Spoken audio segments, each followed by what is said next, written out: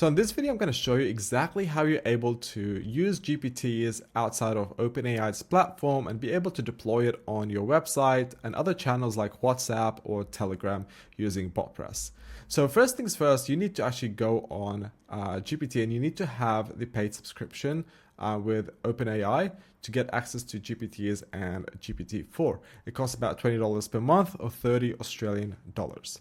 So once you've done so, you need to go ahead and create a new GPT. In this case, we are going to create a GPT that's going to write social media content for us.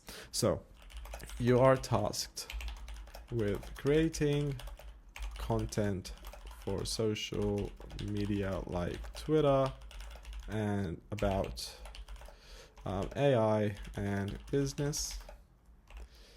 Please keep these tweets short and to the point, using casual language and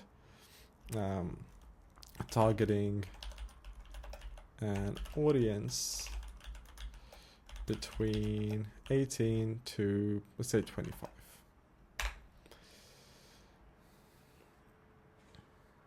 So now when you're in the process of building your OpenAI GPT chatbot, I'm going to be I'm not going to go into this. There's a lot of videos about how to create an optimal GPT. I'm just going to do this for the demonstration purposes. Just say yes. All right, great. So now that we've got everything set up, what you need to go and configure. You've got your instructions here. You've got the name, you've got the description. What I want to do is you need to switch on code interpreter. You don't really need to for this case, but if you need to like upload documents or upload photos and stuff like that, you need to have code interpreter on here. Perfect. So now that we've got our GPT set up, again, it's not going to be about GPTs. It's going to be about how to upload GPT to different channels other than OpenAI. So we need to publish this to the GPT store. Now that we've got that published, we are going to go on Chrome extensions and you are going to add this Chrome extension by BotPress called Deploy GPTs. You're going to add this extension. All right. So just follow the instructions here. So you need to have an OpenAI developer account. You need to add a payment method as well to the developer account and you need to have at least $5 in the account. Once you've done so, you need to grab one of your OpenAI API keys. So create a secret key. Let's just call it GPT and create the secret key. Then copy this, go back to your Chrome extension and just paste it into this field. Click next.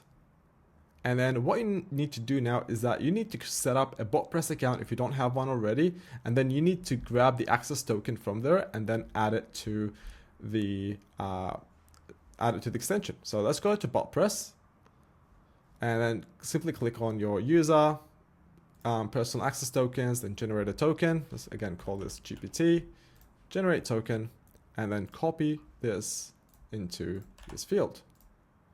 So now that we've gone to the third and last stage, we actually need to go back to our GPT page and wait for BotPress to do its magic. And now let's just go click on default workspace and just let it do its thing by building your bot. It does take a minute or so, so just give it some time. Great. So now that we've got this uploaded, let's go back on BotPress and see if that's been added to our workspace. Let's go home. And over here, you can see the social AI guru. Great, just created it. So go on integrations, more about the BotPress hub, and then click on WhatsApp and then install to social AI guru. You're going to see a page looking like this once you've got everything set up with WhatsApp and BotPress. So let's create a verification token. Let's just call it 1234. And then the access token and the phone number ID, we're going to get those from Meta for Developers website. If you don't have an account yet with Meta for Developers, you just need to sign up for one and connect your Facebook account into it. In this case, we've already done so, and you're going to be presented with a screen that looks like this. In this case, you are going to click on Other, and you are going to choose Business for this case.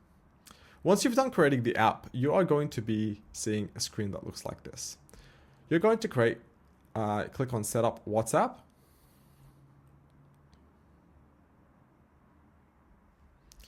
Okay, then you're going to jump on API Setup. Now in this page, you're going to click on the temporary access token, copy that, and then take it over to BotPress to add it onto the access token field. Then jump back to the Meta for developers, and you need to add a phone number if you haven't done so. So just add your phone number into here, grab this phone number ID and paste it into here.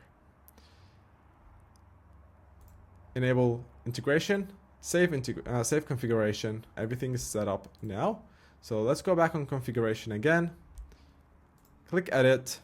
Let's grab the webhook URL from BotPress, paste it onto here, and then the verification token that we set up earlier, and then verify and save. Great. Last step you need to do now is that you need to enable the messages webhook field. Perfect. And then just go ahead and go back to API setup and just try to send yourself a message. Okay, so as you can see here, our test message was triggered, and this is what it's going to look like. You can always change it. It is a test, so it doesn't really matter. And now let's see if our GPT actually works within WhatsApp, and let's test it out. So write me a piece of content for Twitter about Microsoft's investment in OpenAI. So it does take a minute or so for it to run the APIs in the background, so just be patient with it. Great. So Microsoft's betting big on the future of AI with $1 billion investment in OpenAI. So as you can see now, let's remove emojis and hashtags, because we still use those in Twitter. Let's see if that's going to work. Great. So you're able to have these conversations with this AI. Obviously, the use cases for this is generally to be able to, upload some documents, train these GPTs to your client's data or to your own data, to upload it on websites or upload it on WhatsApp, just so easily. It takes about 10 minutes to do so, and I think it's a really great tool to be able to resell it for a couple of $100s per month on a retainer.